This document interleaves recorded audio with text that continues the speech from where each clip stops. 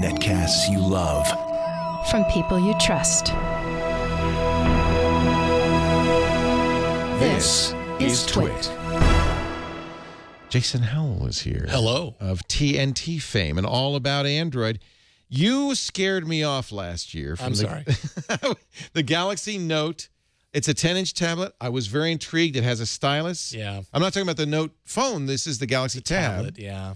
And you said you didn't like the screen that much. So we got the new edition, the 2014 edition, the Galaxy Note 10.1. Yep. Here it is, ladies and gentlemen. Is it much different from last year's? I would definitely say so. So, yes, first of all, if you go to my YouTube review. You were scathing. Yeah, a lot of people did not like my review because I gave it a don't buy. But that was chiefly the screen. That was the big problem that I had. If you're paying $500 to $550 for a 10-inch tablet, it's premium tablet, it's premium territory as far as Android tablets are concerned. The resolution was 1280 by 800. Yeah, that's and the reason for that, they said, was because of the Wacom technology.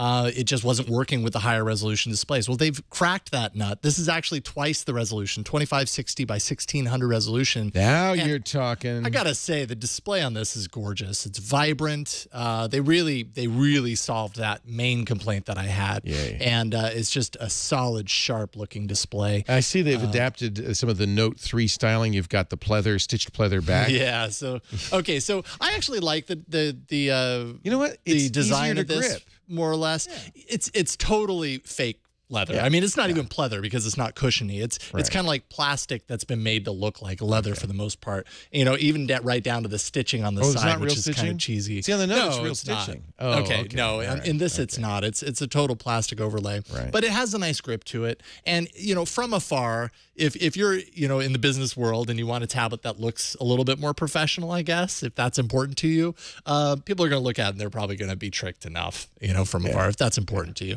But overall, the design, I actually kind of like the design. I think the way that they, kind of have the glassy white with the chrome around the side kind of gives it a nice, more premium kind of look and feel. They changed it this time around to put the S Pen up at the top, which I actually liked a lot more than down in the bottom. I felt down in the bottom, you kind of had to go out of your way to get it. Here, you're already holding it in landscape anyways. It's just right there. You just pull it. And quite frankly, having that S Pen with kind of some of the advanced functionality that it has down here, it has this little air command window, which I believe is part of the Note 3 as well. Yeah, and the Note 2. This is part of. Or I'm sorry, not the Note 2, the Note 3. Yeah, you're right. Yeah. And really cool. Like right off the top, when you remove the pen, it opens up that window, and then you can get right to making your notes and everything. You can also pull that up on the S Pen. There's a little button on the side here.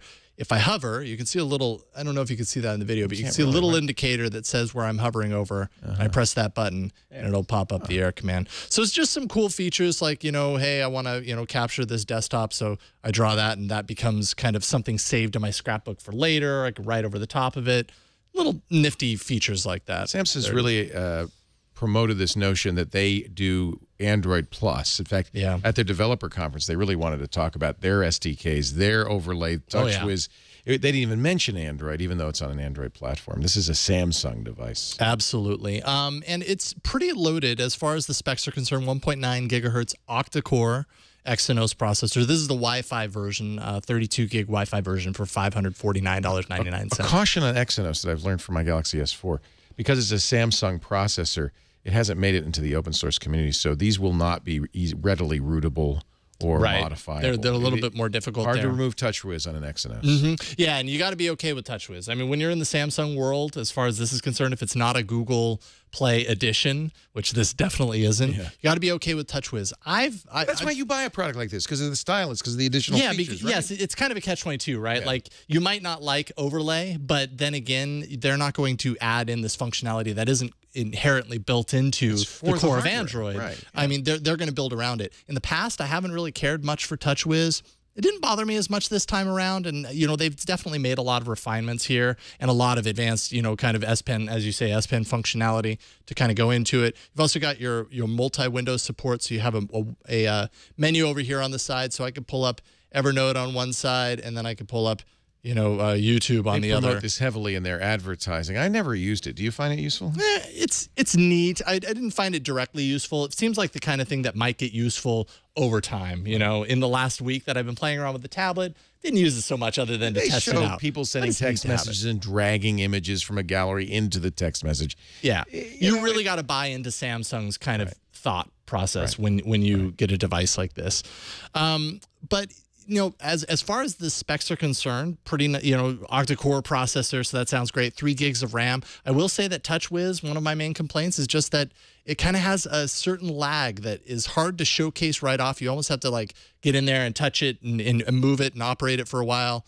And you start to kind of just feel like TouchWiz slows things down. That lag. There we go. Yeah. That was like two seconds of a switch. Yeah. So little things like that kind of are a little bit of a downside, but for the most part, they address my complaints. The display is excellent. The camera is still a camera. It's a camera on a tablet. I have a hard time rating those because I never use a tablet for the camera. So people do, but as long as it's serviceable, which it definitely is serviceable. How many megapixels? 8 megapixel on the rear and then 2 megapixel on the front. So pretty standard as far as that's concerned these days. Battery life was pretty okay. It's an 8220 milliamp hour lithium ion battery. They claim up to 9 hours, and I certainly didn't find myself in a situation where I was hurting battery life. If you use the Note 3, this just looks like a big boy version of the Note 3. And that's exactly what it is. I mean, it's all about the S Pen. That's smart, though, because that's, people presumably have used that. And so now they want something bigger. This is a logical place to go. Yep, absolutely. Gaming was great on it. Yeah, overall, I was really happy with this. So the lag is not a lack of processor speed. Yeah. Gaming is fine. Yeah. It's just something else going on. I found gaming, and I was playing all the pixels. I don't know. Yeah, I was playing Riptide GP2, which has a lot of moving parts. It's a really great way to test kind of graphics performance on Android. Dead Trigger 2, and I thought they played really smoothly, and this was a lot of fun to game on. So it comes down to that TouchWiz overlay, which I just feel like it slows things down. You love it or you hate it. Yeah, exactly. So as far as the pros, the display is magnificent. S Pen support is, you're not going to find this kind of integrated stylus, air quotes, support in many other tablets on Android right now. So the S Pen is part of that. And it has, I think, a pretty nice premium kind of stylistic approach this time around. Cons, performance lags and stutters in some places, typically TouchWiz. The camera, but what are you going to do? It's a tablet. And then it is pricey, $550 for the Wi-Fi model. 32 gigs of storage, yes, on this.